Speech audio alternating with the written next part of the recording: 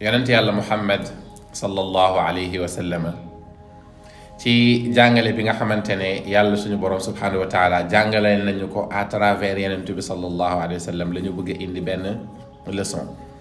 dafay xaw a tegu nag ci tragédie bi nga xamante ne am na ci génn ak àdduna Makhtar Diagne muy étudiant boobu génn àdduna ci université bi. ñëw pour wax ci cause bi ak raison bi ak résultat bi non dafa am rek lu ñu bëgg a jàngale ci lu mel noonu mooy wax yoo xamante ne nit ñi ñu ngi koy wax mu lay naqari naka nga mën a def ba surpasser loolu.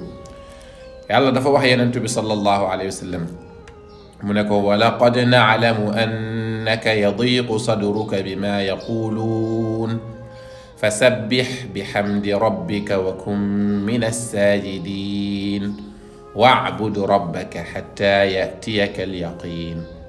yàlla dafa ne yonent bi wa laqad na'lamu wallahi ñun yàlla xam nañ ni annaka yadiqu sadruka bima yaquluun sa xol bi moo ngi xat moo ngi metti moo ngi am naqar ci liñ lay wax daan wax yonent bi dégg nga ku yara dal la ku aay gaaf la doom bu mu am mu génn àdduna mbokk bu ko jege mu dee lu ne wax nañ ko bàyyil xel yow jullit bi bàyyil xel ne amul benn naqar ak jafe-jafe boo xamante ne mën nga ko dund lu dul ne yonent bi sallallahu alayhi wa sallam dund na ko 1000 fois.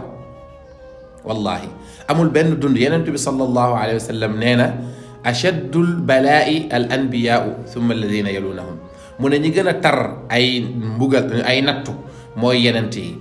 yenent bi sallallahu alayhi wa sallam ba mu waxaat tamit mu ne man maa gën a tar nattu ci mbooleem yenent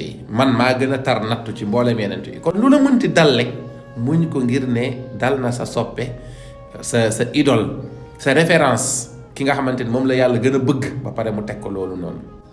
li indi inna shaani'aka huwa al abtar loolu la mooy ki lay xas kooku mooy ki yara dal dañ ko doon xas. yàlla ne ko xam naa ne li ñuy wax nag mu ngi lay naqari waaye pour nga mucc si nag dégg nga fa sabbih bi hamdi rabbika yàlla ne ko del sàbbaal sa turu boroom wa kun min as-sajidin del nekk di ànd ak ñii sujjuud maanaam del julli ànd ak jullikat yi.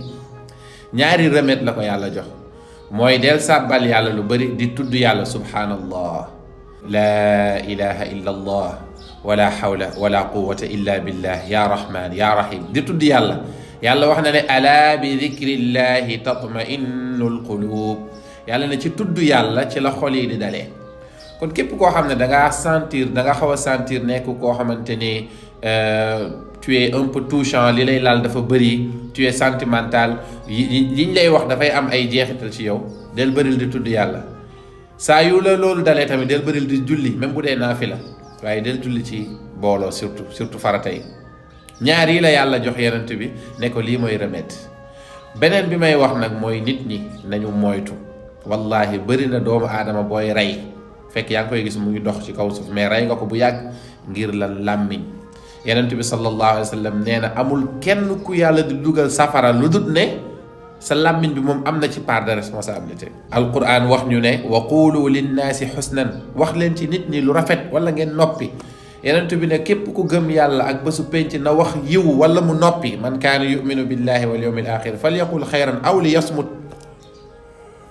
ñaar yooyu daal laa bëggoon a envoyé comme message. benn na nit ñi bàyyi xel seen làmmiñ yi ñu téye ko waaye beneen bi yow mi nga xamante ni victime nga ci loolu del bëril looy tudd yàlla del bëril looy julli ndax xaru du solution.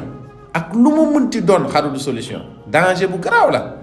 ñëwuma nag pour wax danger bi parce que situation bi nekk mayewu ko mais xaru du solution te du mës a nekk solution. nañuy dellu ci yàlla nañuy tudd yàlla nañuy dimbali ko yàlla saa yu ñu amee xat-xat ak naqar.